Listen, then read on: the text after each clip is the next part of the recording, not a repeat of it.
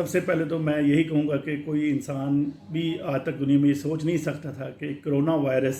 کیسے ہماری زندگیاں بدل دے گا، ہماری تجارت، ہماری معاشرت، ہمارا رشتے ناطے مزاج سب کچھ کرونا وائرس نے بدل دیا ہے۔ میں اللہ پاک کا شکر ادا کرتا ہوں کہ یو اے ای ان ملکوں میں شامل ہو گیا ہے جو کہ بہت جلد کرونا فری ہو جائے گا۔ تو میرا خیال ہے یو اے ای میں 80% لوگوں کو ویکسین لگ گئی ہے، 20% رہ گئے ہیں۔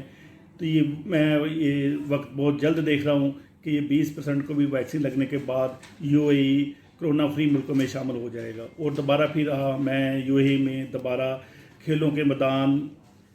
سے سیر و سیاحت کے میدان اور سب بزنس تجارت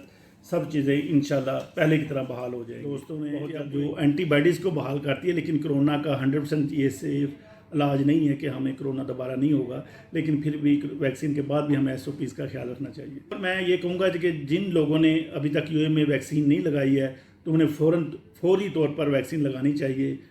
کیونکہ گورنمنٹ فری ویکسین لگا رہی ہے، تو ان کو فوراً ویکسین لگانی چاہیے تاکہ ہم یو اے ای کو کرونا وائرس سے فری کر سکیں۔